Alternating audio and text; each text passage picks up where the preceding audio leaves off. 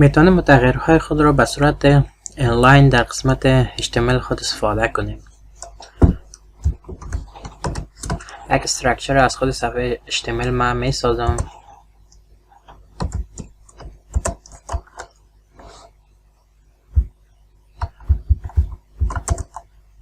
حالا فرضاً در قسمت می آیم.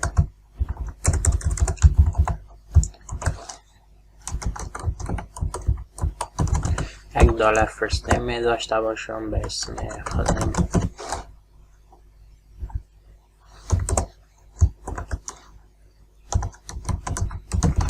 لاست نیم هم می داشته باشم.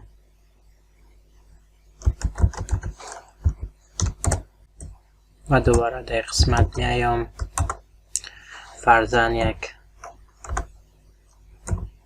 h2 می سازم و اینجا دوباره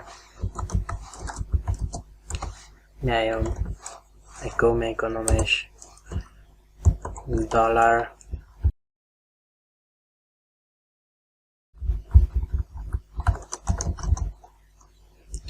last name.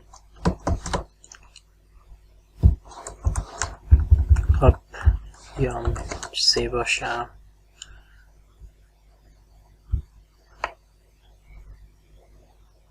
و دوباره اینجا میایم یک فایل از CSS می سازم در یک دایرکتوری به نام CSS. اگر اینجا یک سلش بگذارید و یک اسم بتین با پسورد .css هم برای شما فولدر ایجاد میشه و هم یک فایل تحت نام پسورد .css ایجاد میشه.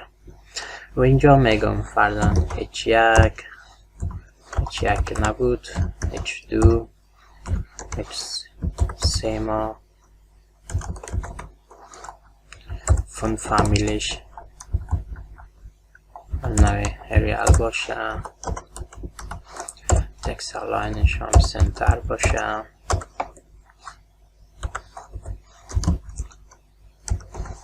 و بک‌گراندش هم یا گوی که شبیه به آبی آسمانی هست و رنگ هم برش میتونم اینجا یک رنگش باشه. کنترل استخره میکنم و اینجا میایم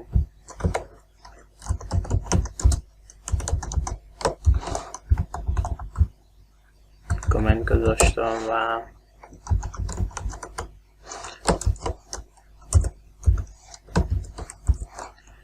مندار CSS.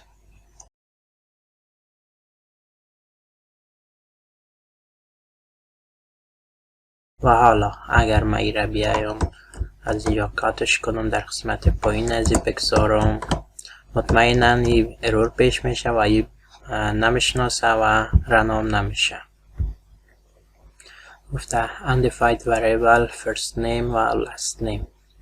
چون رندر ما خطی هست از بالا میایه با چیت مفسرش یک تا میخوانه، از خاطر ایره که سعی میکنه فرست نیم چیزی با قسمت بالا نیست، از خاطر ارور پیش میایه. اگر ما ایره در قسمت بالایی بگذاریم هیچ مشکل پیش نمیایه. پس ایره بدانید که رندر ما خطی هسته، از بالا میایه یکی مرور میکنه و میخوانه.